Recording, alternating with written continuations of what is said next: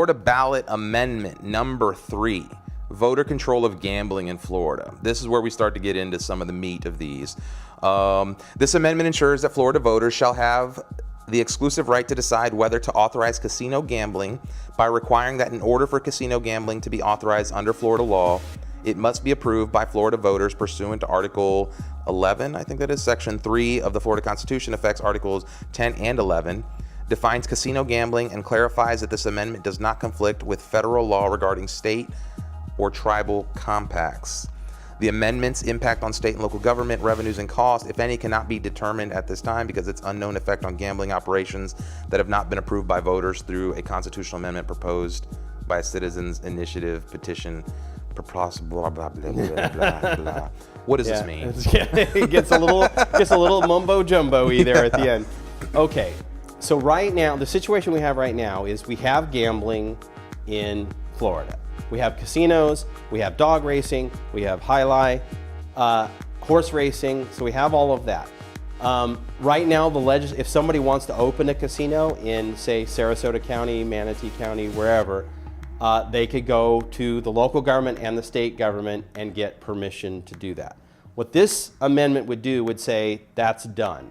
Now, if you want to open a casino, not a horse racing track or highlight game or dog racing track, but a casino, you would have to put an initiative on the ballot and all of Florida would get to vote on whether, say, Sarasota County or any other county in the state gets to have a casino.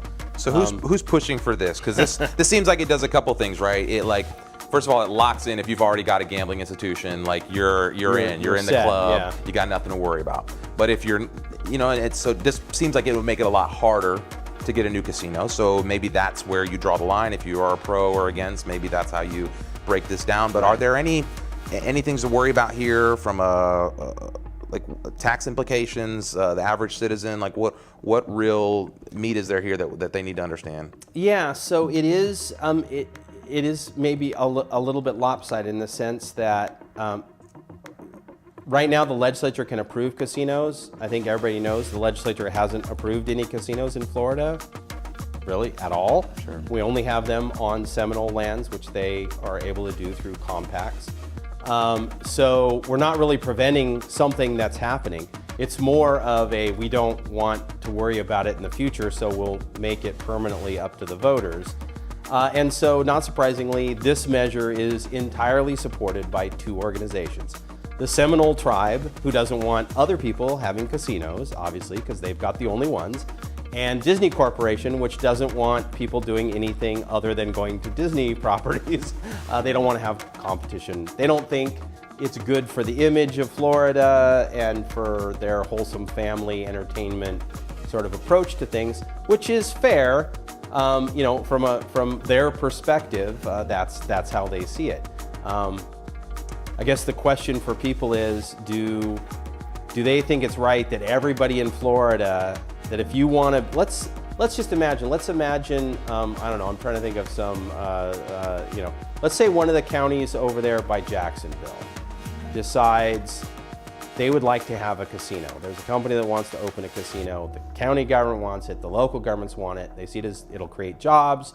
It'll help them bring some tourists in, spend more time than just going to Cape Canaveral or St. Augustine and then moving on to other parts of the state. They would no longer be able to just do that, get permission from the state and say yes locally. To that. So decide it locally. Everybody in the state would have to vote yes, let's let Jacksonville do this, which means the rest of the state could say no, even though it wouldn't affect them. So you have to think about whether you think that's fair or not, or whether you think, this voters in the state, this affects the character of the state, and do we all want to have a say in that? I feel like this line of thinking will come up later too as we talk about single member districts, the local initiative, because it is, it's where do you draw the divide of who gets to have a say into what goes on in a locality, in a municipality or a city or something like that. So this would not affect the Indian casinos or their ability So to... everything that already exists is basically... Could they create new ones though, or would this affect them and their No. ventures for So new? the Seminole tribe can add casinos under their existing compacts. They can negotiate with the state to do that. This explicitly would not affect So them. this is more to prevent maybe like some Vegas guy come out here and bring a franchise of his whatever. And I guess the other way to think about it is, since the legislature has basically not been allowing that, if you think that some future legislature is gonna, fall in love with gambling and suddenly allow casinos in the state, then you might see this as a way to keep it in the voters' hands. If you think, well, the legislature's been doing a good job so far, on this at least, then why do we need to have everybody vote on it?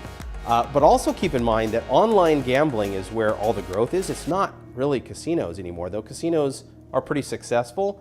But everybody in Florida can gamble, if not at one of these horse tracks or dog racing tracks. The online gambling is much larger than casino world. Sure. So there's plenty of gambling going on already.